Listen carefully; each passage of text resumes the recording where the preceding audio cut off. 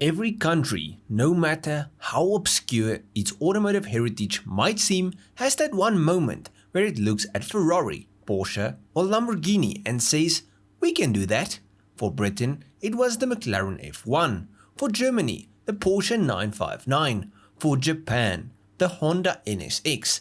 And for the freshly post-communist Czech Republic, it was something far stranger, a wedge-shaped scissor-doored missile called the Metalex MTX Tatra V8, a car so rare, so bizarre and so utterly misplaced in time that it almost feels like an elaborate prank. Except it wasn't. It was real, it happened, and it very nearly became a proper European supercar success story. That was until disaster struck. Now the MTX Tatra V8 began life in 1991, at a time when Czechoslovakia had just broken free of decades of communist rule. The country was still shaking off the dust of central planning, its car industry dominated by practical, often agricultural designs, like Skodas, that felt outdated even by Eastern Bloc standards. Yet amid this chaos, designer Václav Kral and race engineering firm Metalex had the audacity to dream big. They wanted to build something that could stand alongside the Italians and the Germans, a car that would prove Czechs weren't just capable of making cheap hatchbacks and military trucks, but world-class sports cars as well. The plan was bold, but they had one advantage few others could claim: access to Tatra. Now for those who don't know, Tatra was not just some dusty truck company. This was one of the oldest car makers in the world, responsible for pioneering aerodynamics in road cars decades before anyone else, and famous for its air-cooled V8 engines. These were unusual, rear-mounted lumps of aluminium that powered everything from limousines for communist officials to heavy-duty trucks.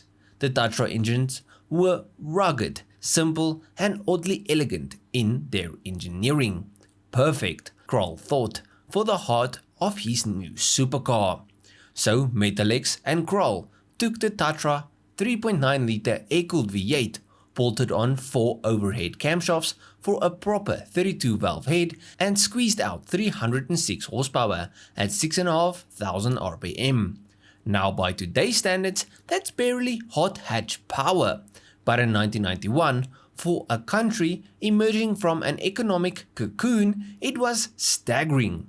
Remember, the Ferrari 348 of the same era had 300 horsepower, the Porsche 911 Carrera 2 managed 250, the Honda NSX had 270, so on paper, the Czech startup could trade blows with the best of them. Performance figures back this up. The MTX V8 could hit 100 km per hour in 5.6 seconds and push on to a top speed of 265 km per hour. That put it firmly in supercar territory, especially considering its relatively light 1,350 kg curb weight. Of course, if the engine was odd, the styling was even more so. The MTX looked like a fever dream, halfway between a Lamborghini Countach and a Vector W8, with a dash of 80s concept car bravado thrown in for good measure. It had scissor doors because obviously no one was going to take you seriously in the early 90s without scissor doors. It had pop-up headlights because every self-respecting exotic needed to wink at night, and it had that glorious wedge profile, smooth and flowing, with the rear end wide enough to land a helicopter on. The tires were suitably massive, with 245/40s at the front and balloon-like 335/35s at the rear. Pirelli P0s, of course, because you couldn't exactly launch a Czech supercar on budget rubber. Inside the car was surprisingly polished for something that came out of post-communist Europe.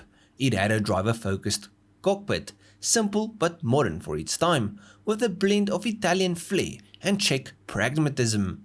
It wasn't quite as plush as a Ferrari, but it wasn't a kit car either. This was a serious effort at making something that could be sold internationally. And here's the remarkable part, people actually wanted it. The MTX Tatra V8 debuted to significant fanfare, and nearly 200 pre-orders rolled in. The initial plan was to build only 100, which is a modest figure compared to the Italian exotics, but ambitious for a small Czech outfit.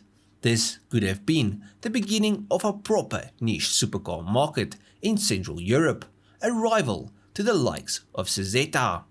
But then disaster.